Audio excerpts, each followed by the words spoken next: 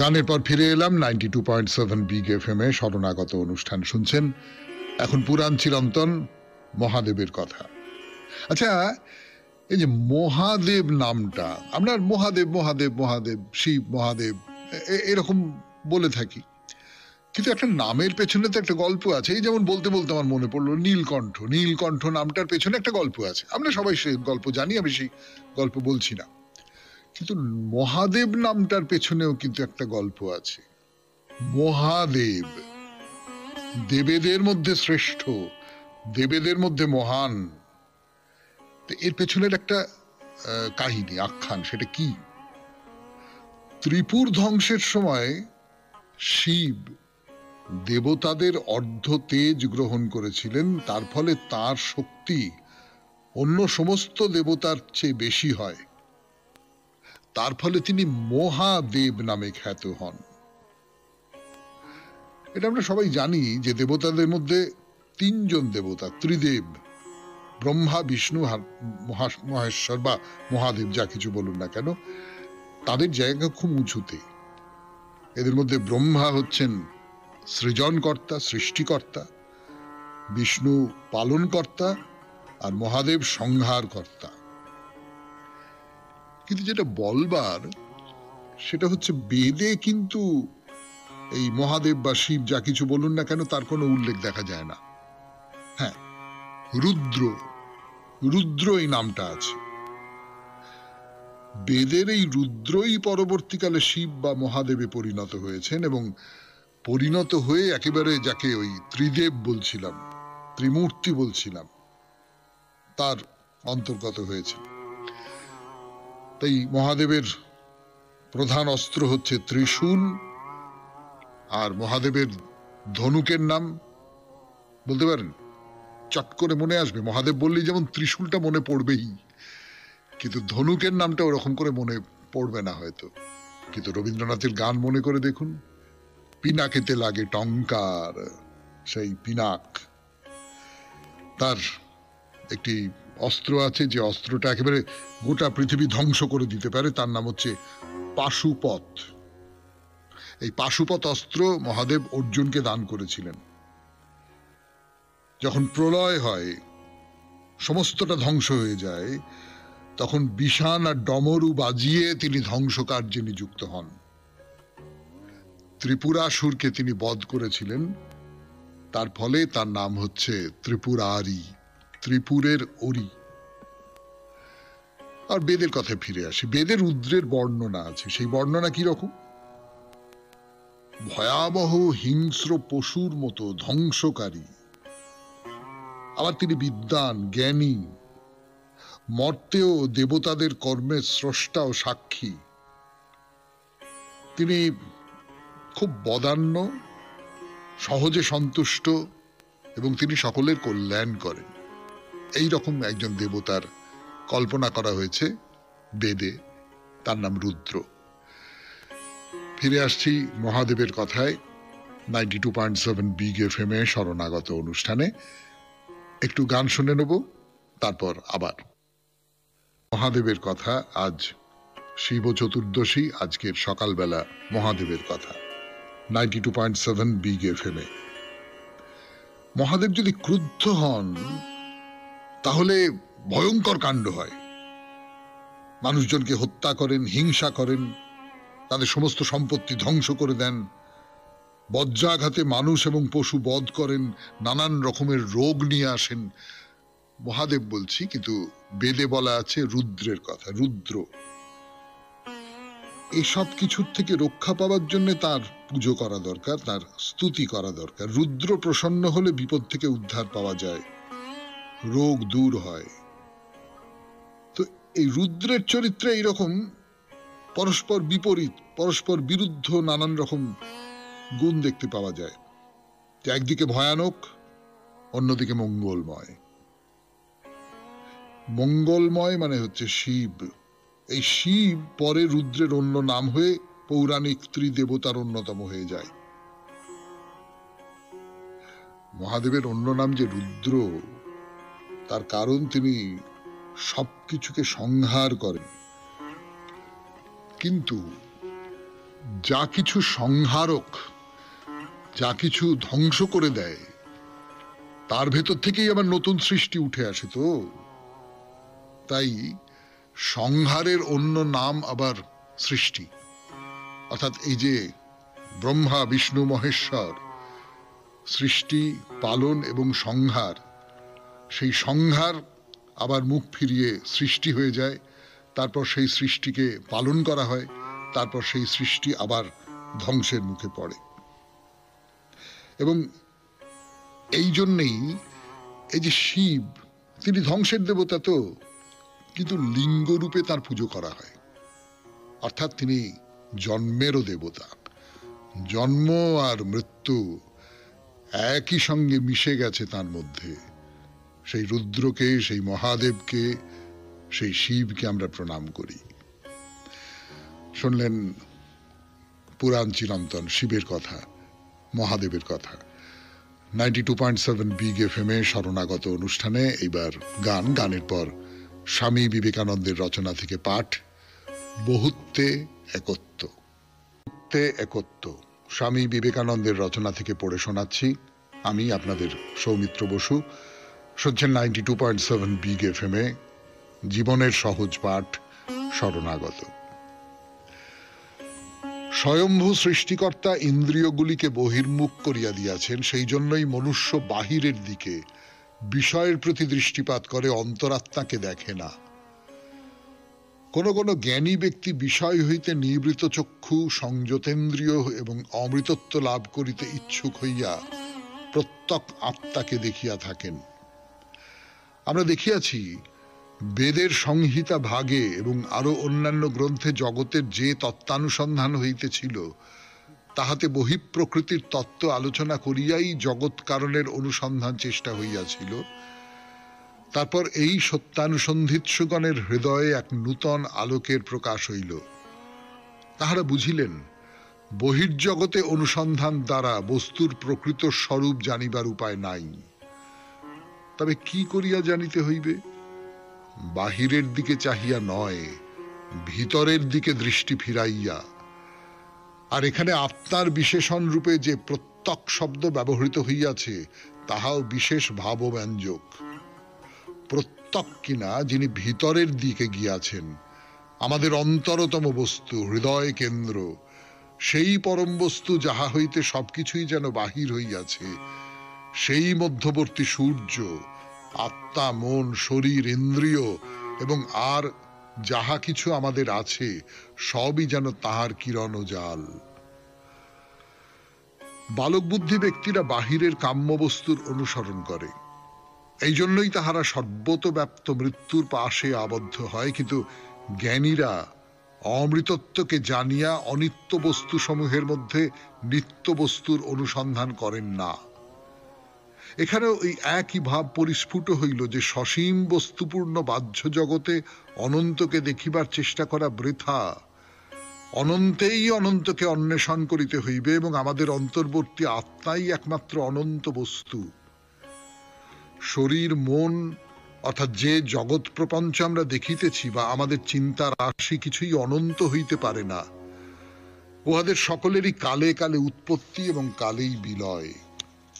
যে দ্রষ্টা, সাক্ষী পুরুষ সবকিছু দেখিতেছেন, অর্থাৎ মানুষের আত্মা, তিনি সদা জাগ্রত, তিনি একমাত্র অনন্ত, তিনি জগতের কারণ স্বরূপ। অনন্তকে অনুসন্ধান করিতে হইলে আমাদিগকে অনন্ত আত্মাতেই যাইতে হইবে, সেইখানেই আমরা তাহাকে দেখিতে পাইব। যিনি এখানে তিনিই সেখানে, যিনি সেখানে তিনিই এখানে। যিনি এখানে নানা দেখেন, তিনি মৃত্যুর পর মৃত্যুকে প্রাপ্ত হন।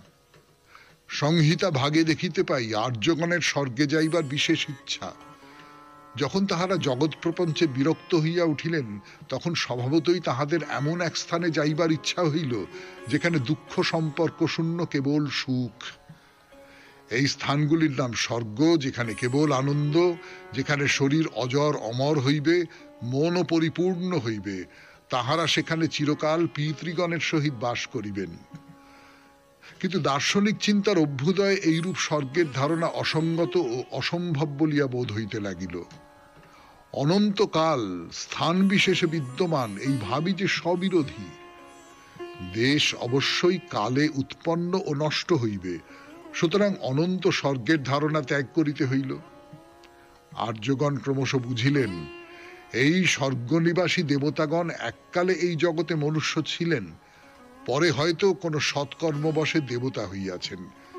সুতরাং এই দেবত্ব বিশেষ অবস্থা বা বিভিন্ন পদের নাম মাত্র। বৈদিক কোন দেবতাই স্থায়ী ব্যক্তি বিশেষ নন। স্বামী বিবেকানন্দের রচনা থেকে পাঠের পর এবার ঠাকুর শ্রী রামকৃষ্ণ পরমহংসদেবের কথামৃত থেকে পড়ে শোনাচ্ছি আপনাদের 92.7 বিগ এফএম এ শরণাগত অনুষ্ঠানে।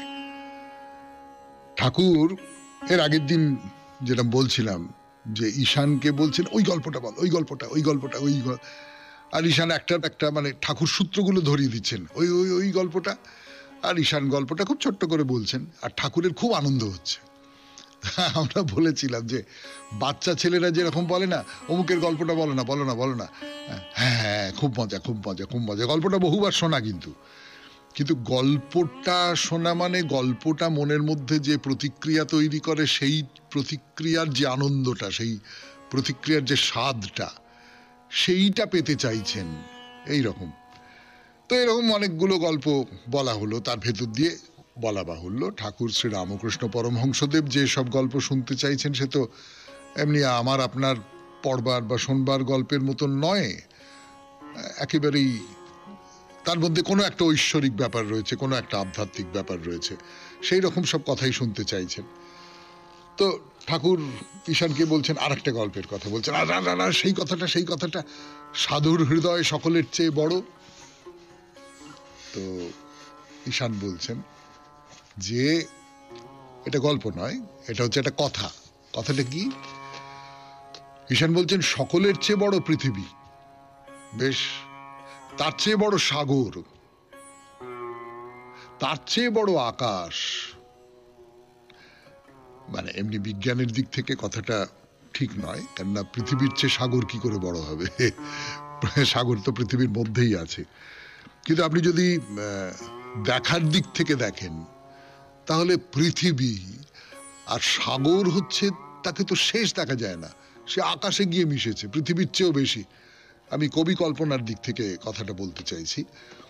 তো সকলের চেয়ে বড় হচ্ছে পৃথিবী, তার চেয়ে বড় সাগর, তার চেয়ে বড় আকাশ। কিন্তু ভগবান বিষ্ণু এক পদে স্বর্গ, মর্ত, পাতাল, ত্রিভুবন অধিকার করেছিলেন।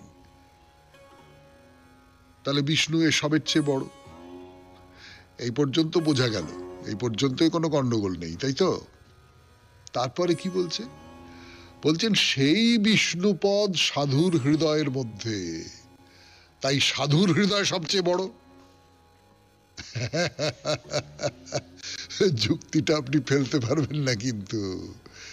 তাহলে আমি যদি আমার হৃদয়ের মধ্যে সেই বিষ্ণুর পদ রাখতে পারি, তাহলে আমি পৃথিবীর চেয়ে, সাগরের চেয়ে, আকাশের চেয়ে, সবকিছুর চেয়ে বড় হয়ে যেতে পারবো। এই বড় যখন হয়ে যাব, আমি পুরনো কথা টেনে এনে আপনাদের বলি, এই বড় যখন হয়ে যাব তখন ত্রিসন্ধ্যা জপ করবার আর কি দরকার? তখন এই যে সামাজিক নিয়ম কানুনের যে বেড়াগুলো, সে বেড়াগুলো মানবার কি দরকার? এই বুকে এই বিষ্ণুর পদ রাখতে পেরেছিলেন বলেই বামা খেপা ওই রকম, এই বুকে বিষ্ণুর পদ রাখতে পেরেছিলেন বলেই ত্রৈলঙ্গ স্বামী ওই রকম। কোনো বিধি নিয়ম কিচ্ছু মানবার দরকারই মনে করেন না তারা। 92.7 বিগ এফএম এ শরণাগত অনুষ্ঠানে শুনছেন কথামৃত থেকে পাঠ। ফিরে আসছি আরো পাঠ করবার জন্য গানের পর। ফিরে এলাম গানের পর। 92.7 বিগ এফএম এ শরণাগত অনুষ্ঠান শুনছেন কথামৃত থেকে পাঠ। ঠাকুর কি বলছেন? বলছেন একেবারে বিষয় বুদ্ধি না গেলে ব্রহ্মজ্ঞান হয় না। কিন্তু মুশকিল তো, কলিতে তো অন্নগত প্রাণ, অন্নটি না খেলে প্রাণটি ধারণ করা যাবে না। আর অন্যটি যদি খেতে হয় তাহলে বিষয় বুদ্ধি রাখতেই হবে, বিষয় বুদ্ধি যেতে চায় না। রূপ, রস, গন্ধ, স্পর্শ, শব্দ, মন, এই সমস্ত বিষয় নিয়ে সর্বদাই থাকে। তাই ঠাকুর শ্রী রামকৃষ্ণ বলেন, কলিতে বেদমতে চলে না। যিনি ব্রহ্ম তিনি শক্তি, শক্তির উপাসনা করলেই ব্রহ্মের উপাসনা হয়। যখন সৃষ্টি স্থিতি প্রলয় করেন তখন তাকে শক্তি বলে। দুটো আলাদা জিনিস নয়, একই জিনিস। তাহলে শক্তির উপাসনা করো। সক্রিয় যে শক্তি, নিষ্ক্রিয় ব্রহ্ম নন, সক্রিয় যে শক্তি, সেই সক্রিয় শক্তির উপাসনা করো, তাহলেই ব্রহ্মের উপাসনা করা হবে। বলছেন কেন নেতি নেতি করে বেড়াচ্ছ?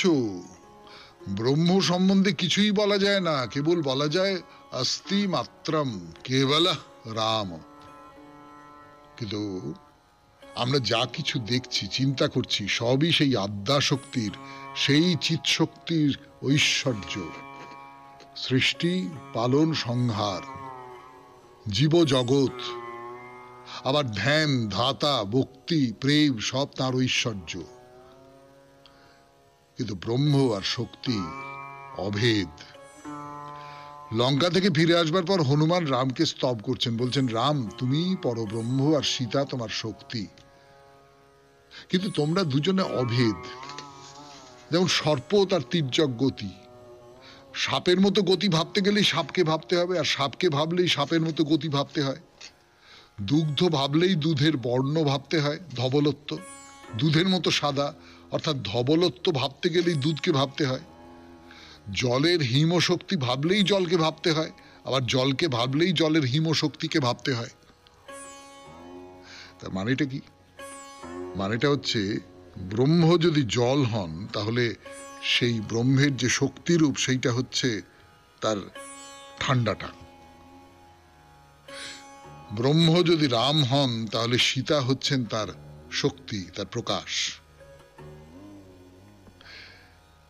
তাহলে এইভাবে যদি একের উপাসনা করা যায় তাহলে অন্যেরও বন্দনা করা যায়। 92.7 বিগ এফএম এ শরণাগত অনুষ্ঠানে শেষ হলো কথামৃত থেকে পাঠ। এরপর গান, গানের পর স্বামী লোকেশ্বরানন্দের রচনা থেকে পড়ে শোনাবো জেতার জন্য হারা।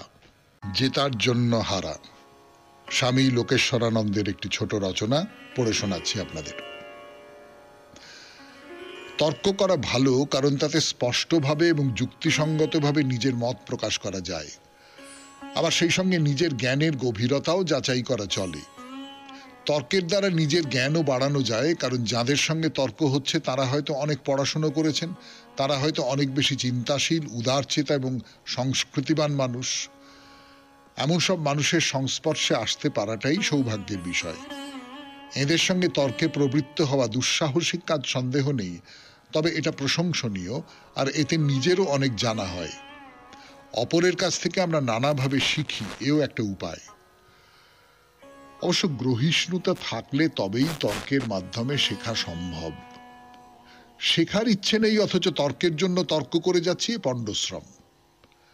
কিন্তু যাদের সঙ্গে তর্ক করছি যদি জানা থাকে তারা আমার চেয়ে অনেক বেশি জ্ঞানী, তাহলে তাদের সঙ্গে কেন তর্ক করব? তাতে লাভ কি? লাভ এই যে তর্কের সময় প্রতিপক্ষ উদ্দীপিত হয়ে তার জ্ঞানের ঝাঁপি খুলে দেন, যা অন্য সময় দিতেন না।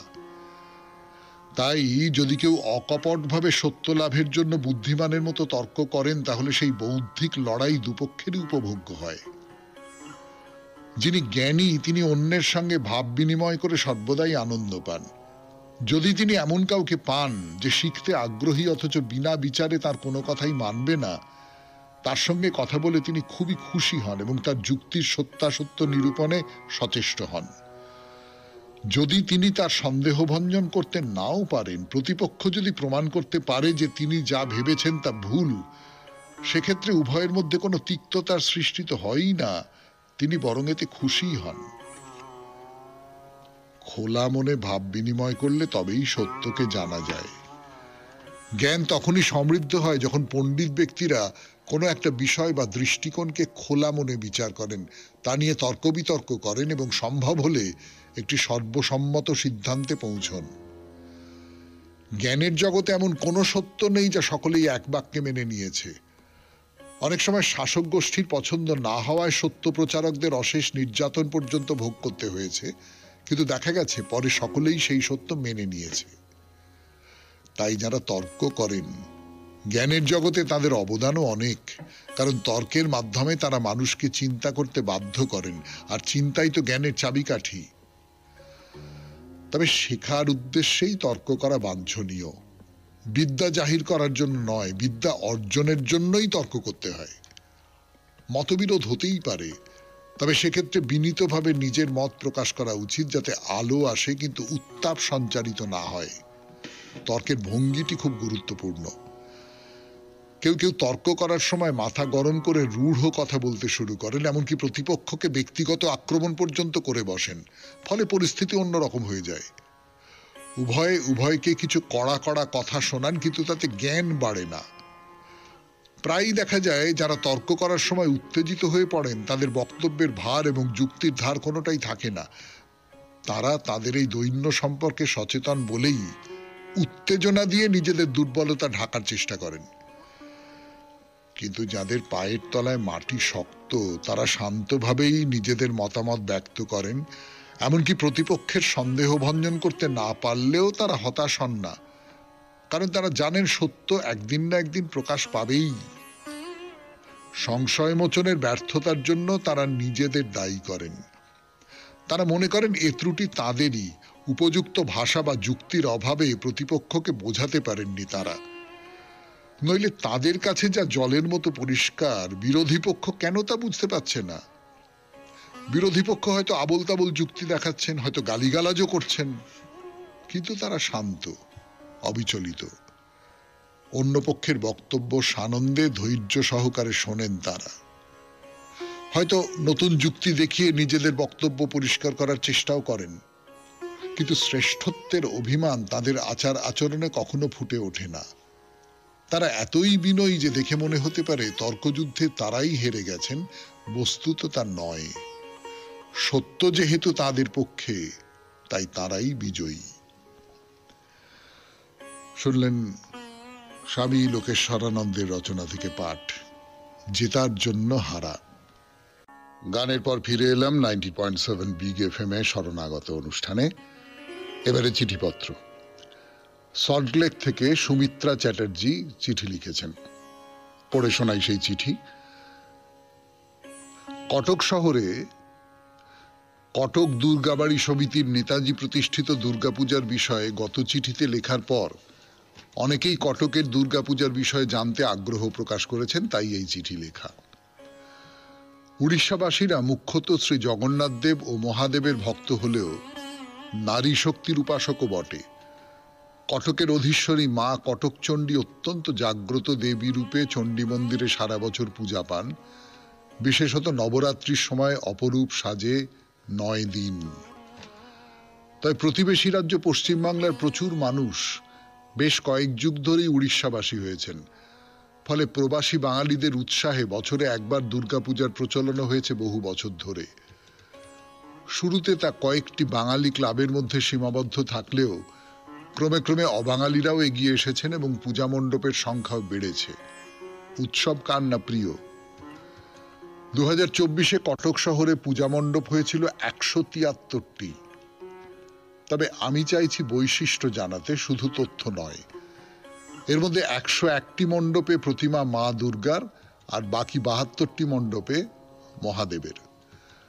আমার ছোটবেলায় জ্যাঠামশাইয়ের হাত ধরে পুজোর সময় ভাই বোনেরা পায়ে হেঁটে ঠাকুর দেখতে যাওয়ার সেই উৎসাহ উদ্দীপনার মধুর স্মৃতি অমলিন।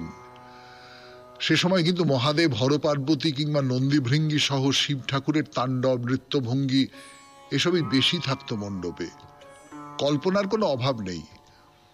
তখন সদ্য বাজারে আসা মোটরসাইকেলে জটাজুটো সহ বাঘছাল পরা মহাদেব চালক, পিছনে বসা পরমা সুন্দরী দেবী পার্বতীর আঁচল আর চুল উঠছে না, তখনও হেলমেটের প্রশ্ন ওঠেনি।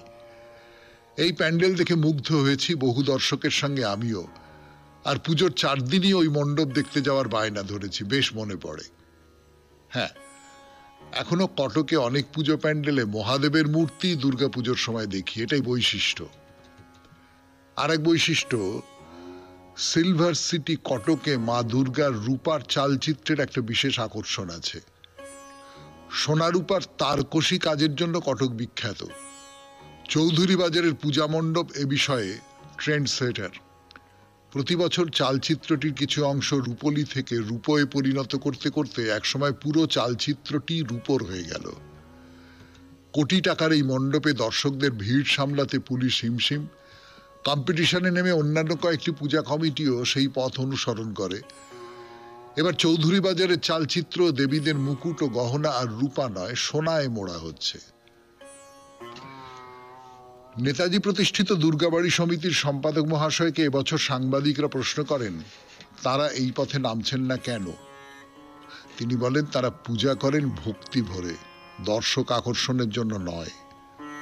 খাঁটি বাঙালিয়ানার পূজা, পংক্তি ভোজন আর সাংস্কৃতিক অনুষ্ঠান ছাড়া বৃদ্ধাশ্রম, অনাথ আশ্রম, মেয়েদের স্কুল, রক্তদান শিবির এসব দিকেই তারা গুরুত্ব দেন বেশি। নেতাজির আদর্শেই তারা বিশ্বাসী। এই চমৎকার তথ্যবহুল চিঠিটি লিখেছেন সুমিত্রা চ্যাটার্জি, সল্টলেক থেকে। আপনাকে অনেক ধন্যবাদ সুমিত্রা দেবী। এর আগে আপনি এই নেতাজির যে দুর্গাপূজা তাই নিয়ে লিখেছিলেন এবং সত্যি সত্যি সেটা আমাদের অনেকেরই মনে কৌতূহল জাগিয়েছিল। আপনি সেই লেখাটি সম্পূর্ণ করলেন, আপনাকে অসংখ্য ধন্যবাদ। এর পেলাম গানের পর শুনছেন শরণাগত 92.7 বিগ এফএম-এ। আমি আছি আপনাদের সঙ্গে, আপনাদের সৌমিত্র বসু। শোনাচ্ছি যোগুলাম্মা মন্দিরের কথা, আলমপুর, তেলেঙ্গানা। তো মন্দিরের কথা বলতে গিয়ে দুটো গল্প শুনিয়েছিলাম আপনাদের। কেমন করে এই যোগুলাম্মা মন্দির তৈরি হলো, বলা বাহুল্য দুটোর মধ্যেই বেশ খানিকটা অলৌকিকতা মিশে আছে। তো তাই তো হয়, মানুষ যখন কোনো দেবীর কথা বলে, সেই দেবী মন্দিরের কথা বলে, দেবতা বা দেবী যাই বলুন না কেন, তখন তো খানিকটা পর্যন্ত সেই আখ্যানের মধ্যে একটা অলৌকিকতা এসে লাগে। কিন্তু বলতে বলতে ভাবছিলাম যে এই যে যোগুলাম্মা মন্দির তৈরির ইতিবৃত্ত বলছি আপনাদের, মনের মধ্যে নিশ্চয়ই এতদিনে প্রচুর কৌতূহল জমা হয়েছে যে এই যে যোগুলাম্বা, এই যে দেবী, এই দেবীর নামটা তো একটু অন্যরকম, একটু অদ্ভুত। মানে আমরা দেবীকে যে যে নামে পুজো করে থাকি, যে যে নামে ডেকে থাকি, তার সঙ্গে এই নামটা মিলছে না। এই যোগুলাম্বা কথাটা এসেছে কোথা থেকে? আসলে এই কথাটা এসেছে যোগিনী থেকে। যোগুলাম্বা কথাটার মানে হচ্ছে যোগিনীদের মা। আপনারা সকলেই জানেন, এর আগে একাধিকবার বলা হয়েছে এই যে যোগুলাম্বা দেবীর মন্দির আলমপুরের, এটি একটি সতীপীঠ। এখানে যখন সুদর্শন চক্রের আঘাতে সতীর দেহ খণ্ড খণ্ড হয়ে গেল, তখন তার দাঁত এসে পড়েছিল এই জায়গায়। মন্দিরটা তৈরি হয়েছিল 7ম শতাব্দীতে, কিন্তু মন্দির ভেঙে দেওয়া হলো 14দশ শতাব্দীর শেষে, মোটামুটি ধরুন 1390 খ্রিস্টাব্দ নাগাদ। তখন বাহমনির সুলতান এই মন্দির ভেঙে দেন।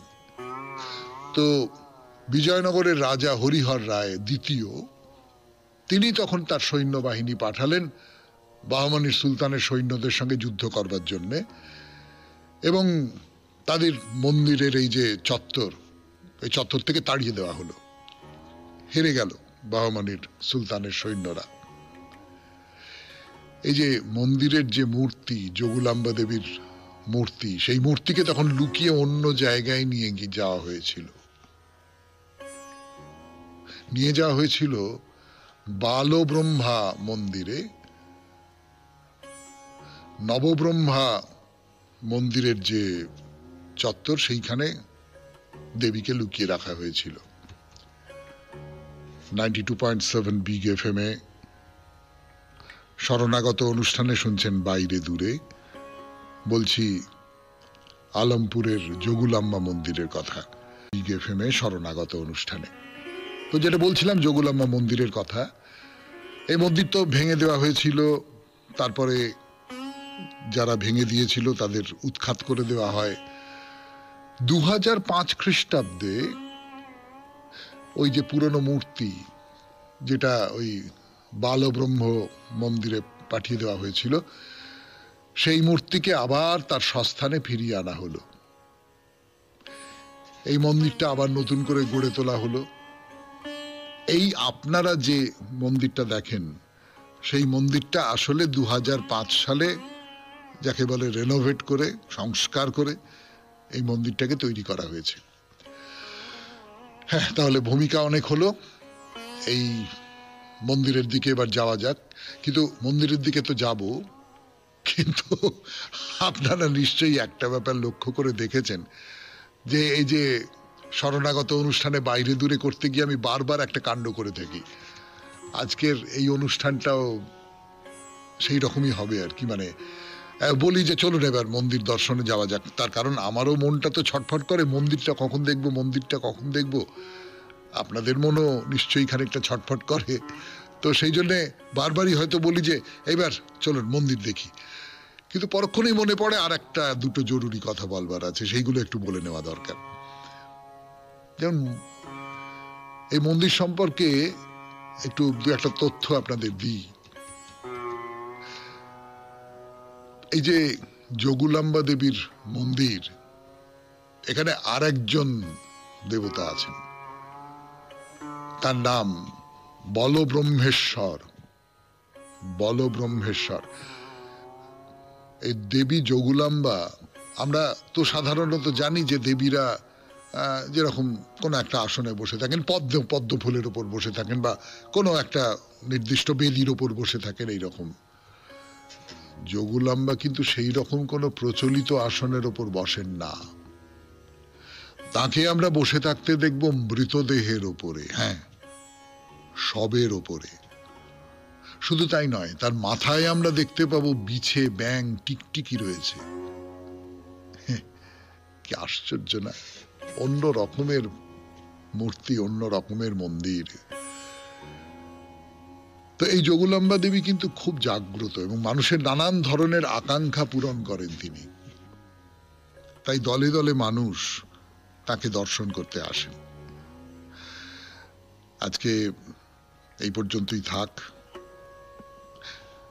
শেষ করলাম আজকে শরণাগত 92.7 বিগ FM এ। আমি ছিলাম আপনাদের সঙ্গে আপনাদের সৌমিত্র বসু। আমাদের হোয়াটসঅ্যাপে চিঠি পাঠাবার নাম্বার 9831922927। চিঠির গোড়ায় অতি অবশ্যই SG লিখতে হবে। কবিতা দিয়ে শেষ করব, রবীন্দ্রনাথের কবিতা। কবিতার নাম প্রশ্ন। দেহের মধ্যে বন্দি প্রাণের ব্যাকুল চঞ্চলতা, দেহের দেহলিতে জাগায় দেহের অতীত কথা। খাঁচার পাখি যে বাণী কয়, সে তো কেবল খাঁচারই নয়, তারই মধ্যে করুণ ভাষায় সুদূর অগোচর বিস্মরণের ছায়ায় আনে অরণ্য মর্মর। চোখের দেখা নয় তো কেবল দেখারই জালবোনা, কোন অলক্ষ্যে ছাড়িয়ে এসে যায় সকল দেখাশোনা। শীতের রৌদ্রে মাঠের শেষে দেশ হারানো কোন সে দেশে, বসুন্ধরা তাকিয়ে থাকে নিমেষ হারা চোখে, দিগ্বলয়ের ইঙ্গিত লীন উধাও কল্পলোকে। ভালো মন্দ বিকীর্ণ এই দীর্ঘ পথের বুকে, রাত্র দিনের যাত্রা চলে কত দুঃখে সুখে। পথের লক্ষ্য পথ চলাতেই শেষ হবে কি আর কিছু নেই। দিগন্তে যার স্বর্ণ লিখন, সঙ্গীতের আহ্বান, নিরর্থকের গহ্বরে তার হঠাৎ অবসান। নানা ঋতুর ডাক পড়ে যেই মাটির গহন তলে, চৈত্র তাপে, মাঘের হিমে, শ্রাবণ বৃষ্টি জলে। স্বপ্ন দেখে বীজ সেখানে, অভাবিতের গভীর টানে। অন্ধকারে এই যে ধ্যান, স্বপ্নে কি তার শেষ? উষার আলোয় ফুলের প্রকাশ, নাই কি সে উদ্দেশ। খুব ভালো থাকবেন, আনন্দে থাকবেন। নমস্কার। গানের পর ফিরে এলাম 92.7 বিগ এফএম এ। শরণাগত অনুষ্ঠান শুনছেন। এখন পুরাণ চিরন্তন মহাদেবের কথা। আচ্ছা, এই যে মহাদেব নামটা, আমরা মহাদেব মহাদেব মহাদেব শিব মহাদেব এরকম বলে থাকি, কিন্তু একটা নামের পেছনে তো একটা গল্প আছে। এই যেমন বলতে বলতে আমার মনে পড়লো নীলকণ্ঠ। নীলকণ্ঠ নামটার পেছনে একটা গল্প আছে, আমরা সবাই সেই গল্প জানি, আমি সেই গল্প বলছি না।